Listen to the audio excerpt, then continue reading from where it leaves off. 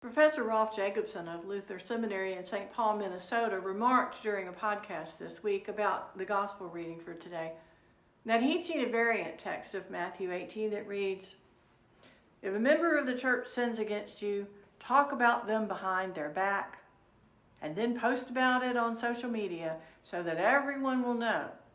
And after that, report them to human resources. And if anyone disagrees with you, they are evil." Of course, he was joking that this is an actual text, but deadly serious that this is a more accurate description of how we deal with conflict than what Jesus proposes. And let's be clear, Jesus' proposal has its own issues.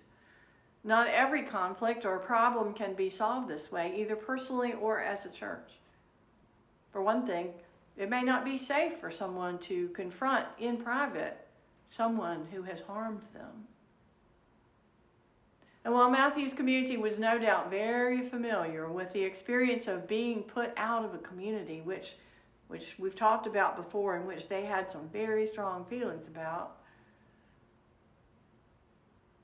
it's also true that putting people out because of conflict, instead of inviting people in for reconciliation, is not what Jesus ultimately had in mind.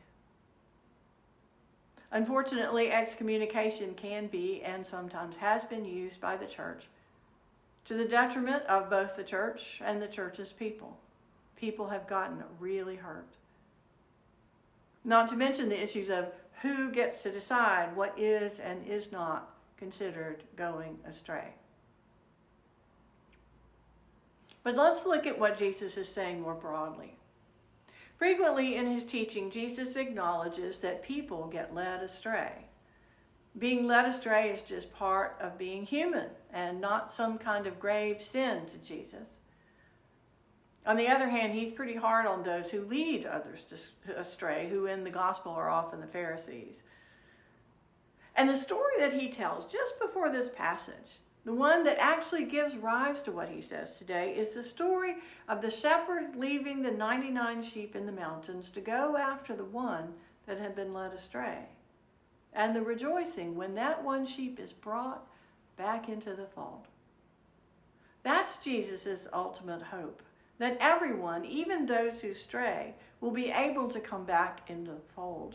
It's not about putting people out. It's about bringing people in, and it's really important to remember that. But first, there's the uncomfortable part about speaking out against sinful behavior. A lot of us are deeply troubled by this part, and for good reason. There truly is some bad history and some bad present in which accusations are made in bad faith, with the hope of misleading people or bringing someone or something down. And even when we need to speak, and will do so in good faith, it is just plain difficult to bring up what offends us. Then we struggle to find the words with which we can speak truth. And oftentimes those who are willing to speak out are castigated by those who disagree with them, as well as those who just wish they wouldn't rock the boat. And of course, that's another example of privilege, that those who aren't suffering would prefer not to be confronted with the suffering of others, but those others are still suffering, whether we're looking or not. And sometimes, as Professor Jacobson pointed out with humor, we can get all self-righteous about making sure that everyone knows that we've been wronged. We make ourselves judge and jury and work to line everyone up on our side, and that must make Jesus so tired. And so sometimes we just shrug and move on. Nobody wants to be a scold. Well, maybe some people do. But standing up for what is right, and sometimes literally it means speaking out against what is wrong. We are called to resist evil, and that isn't just about keeping our heads down until the heat blows over. And certainly we know that avoiding conversation about wrongdoing is counterproductive even as we continue to avoid it. But for us Christians, bringing into the open, into the light, as Paul might put it, bringing into the open wrongs that are being done is the first step, not to punishment, but to reconciliation. We get all focused on punishment as being the same word as justice. But in biblical terms, justice is much more akin to reconciliation, making things right. Speaking out is not to push away, but to name injustice in the hope of correction for the good of the community. In Old Testament times, this was the job of the prophets. To prophesy was not to predict the future, but to speak out against injustice, to name the sin that the prophet was seeing, and to name the consequences that would surely come if the injustice remained. And guess what? For the most part, nobody liked them.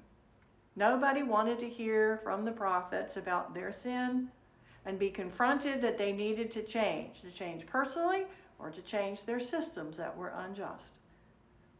And sometimes it was really painful for the prophet too, to have to speak the way they did. Just read through Jeremiah sometime.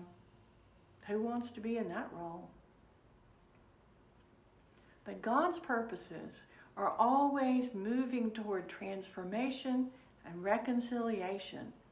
And it's crucial to keep that at the forefront as we think about confronting the wrongs we see around us. Otherwise, maybe we're just name-calling or acting in bad faith. Maybe we're stoking the outrage machine. Maybe we're just being scolds. The purpose must be to reconcile, to expose wrongdoing to the light so that healing can take place, not so that everyone will see that someone is a jerk and anyone who disagrees is just evil. Friends, this is hard. And in this climate of clanging cymbals and noisy gongs 24/7 that are driving me crazy, I'd like to tell Jesus that now is not a good time, really. But of course, now is exactly the time. It's always the right time to speak honestly and to do so in service of love and reconciliation.